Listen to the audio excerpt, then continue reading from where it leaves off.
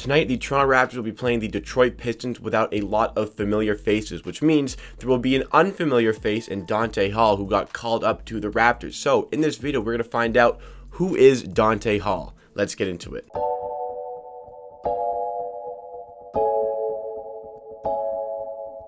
Welcome to Amateur Sports. This is the channel where you get NBA content with a focus on the Toronto Raptors. We do a ton of videos. We also do a ton of live streams like the watch along we are going to do tonight for the game against the Pistons. So if you like what you see from today's video and you want more of myself talking about the Raptors and content just like this, make sure you hit that like button if you enjoyed the video to help us reach some new viewers, and subscribe to Amateur Sports for more content just like this and stay up to date with everything that we are putting out. But today our video is about Dante Hall. He signed that 10-day contract with the Raptors 905 not so long ago, but he has been called up to the NBA for the Toronto Raptors for the game against the Detroit Pistons, with so many Raptors out due to health and safety protocols, and many people are excited about the prospect of seeing Dante Hall in an NBA game for the Raptors. There was a lot of buzz going around when he signed that 10-day contract with the Raptors 905. There was a lot of good things about this guy's game. He is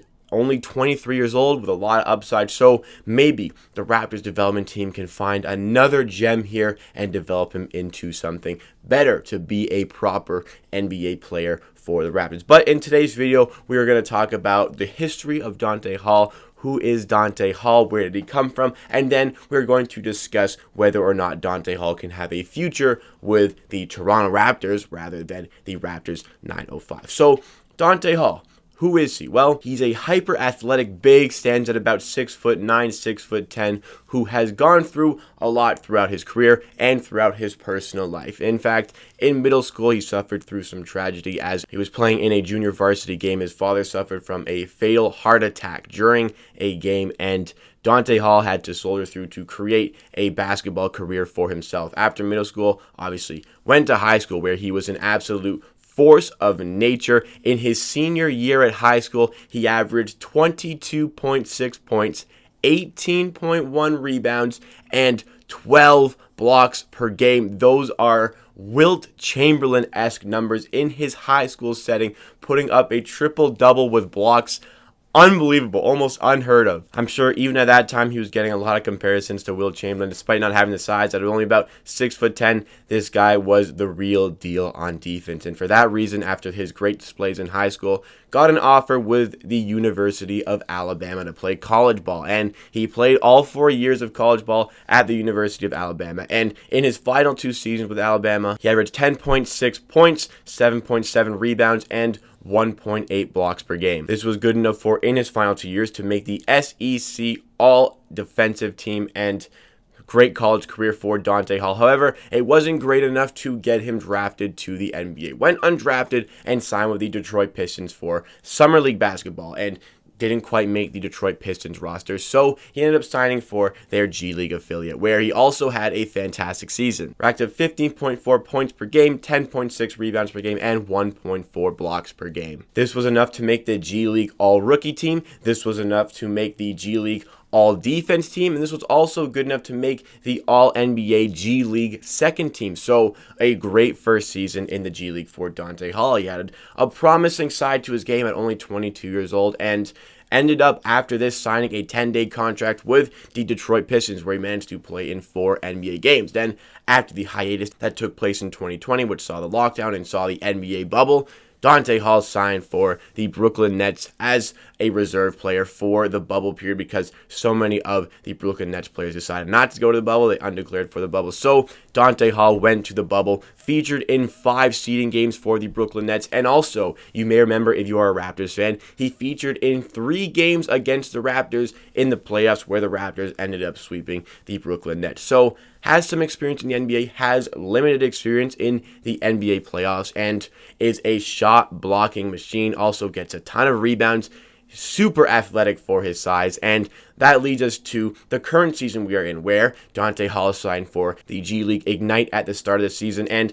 played 9 games for them, and, was a little bit of a regression from his time with the Pistons G League affiliate, but still managed to put up some decent numbers, 8.9 points per game, 9 rebounds per game, and 1.8 blocks per game. But all of this was done in 24 minutes a game. Again, this was in 9 separate games for the G League at night, and this was good enough to get him an offer with the Raptors 905. And this is pretty much where we are today. Signed that 10-day contract with the Raptors 905, and now the Raptors, with so many players missing right now for the game against the Pistons tonight and the game against the Celtics tomorrow, they have called up not only Jalen Harris but also Dante Hall to the NBA roster. So Dante Hall, been through a lot in his career, been through a lot on a personal level, has suffered through some awful tragedies. However, he's here for the Raptors. So what can he produce for a Toronto Raptors team? Is this a guy the Raptors going to be looking at as a future big? So far this season, the bigs have been called into question by the Toronto Raptors. Obviously, Aaron Baines has been slightly underwhelming. His defense has been better lately, but still has been pretty underwhelming in terms of what we were expecting after we signed him as a free agent. Chris Boucher has been great. He has wildly exceeded expectations when it comes to, really playing that hard-nosed defense against a bigger opponent. Chris Boucher may sort of struggle in some endeavors. So Dante Hall is a guy who has something different about his game. Super athletic for the position, but also is quite built for the position, is able to guard guys who are above his size. Maybe you could say slightly undersized at about 6'10", 6'9". However, he can play above his size with his hyper athleticism, is a paint beast on both ends of the court. You give him a lane in the paint, he will use his athleticism. He has some highlight reel dunks in the G League for the Raptors 905 already, and some highlight reel blocks. He just seems like an absolute force of nature in the paint on either end of the court. But again, this is in a G League setting. So what if we transitioned him into an NBA setting with the Toronto Raptors? Well, Dante Hall is only 23 years old, so there is plenty of space for him to develop as a player. And what better team to start this development than with the Toronto Raptors? They are known for building up players through their G League affiliate, bringing them into the NBA and working them up to a great level. They've done it with Norman Powell, they've done it with Fred VanVleet, they've done it with Pascal Siakam. All these guys spent their time in the G League and worked their way up to an NBA level. It's what they're also doing with Malachi Flynn at this current moment. And considering the insane statistics that Dante Hall has put up over his career, this guy is a rebound and block machine who, if you give him some opportunities in the paint, will put up some points. I think there is a lot of ways to go for Dante Hall to be a true big in the NBA in terms of putting up, a double-double stat line, putting up over 10 points and putting up 10 rebounds. But I think that with the G League, putting up, like this year alone with the Ignite, put up 8.9 points and 9 rebounds in only 24 minutes a game. I think that if you can boost those minutes a little bit and you can shore them up at the rim a little bit more with some development, this could be a kind of scary player to see in the NBA because of his athleticism. I think there is a lot of potential. There is a really raw product here that the Raptors can work towards achieving into a proper player, a guy who can be like a backup big in the NBA. And who knows, maybe we will see him either tonight against the Pistons or tomorrow against the Boston Celtics, just because of the lack of options for the Raptors in these couple of games. They are still the big favorites going into tonight, but it's going to be a hard-fought game without a lot of the guys that you can rely on to put up like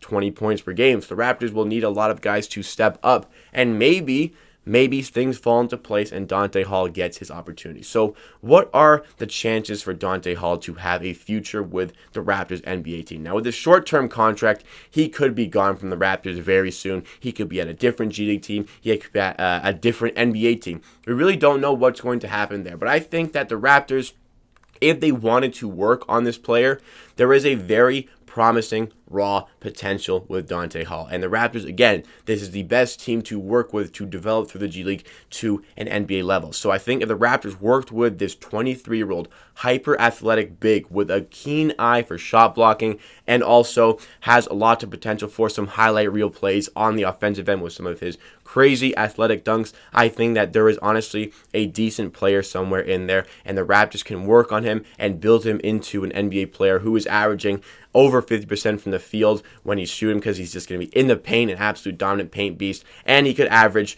almost 2 blocks per game in the NBA, and you could work on other facets of his game as well to make him a better player. But with his speed, with his size, with his athleticism, there is plenty of potential to be a big in the modern NBA, a guy who can get out there. You know, he's not going to be playing on the perimeter, but he's a guy with the athleticism and the speed to be able to get up and D up on the perimeter as well. Lots of switchability, which is something that the Raptors would definitely profit from and something that the Raptors would definitely use in their games. And I think if he's willing to work towards becoming an NBA player, which I'm sure he is, he's been working his whole life to play in the NBA, I think that the Raptors could turn this into a player who is in the regular rotation for them. I see a promising player here. I hope that the Raptors can keep this guy beyond this short-term contract, this short-term period, and possibly work towards turning him into a backup big, maybe even, if he gets to level, a starting big in the future. We have a pretty good sample size of him playing in the G League, and we're still working towards a better sample size in the NBA. But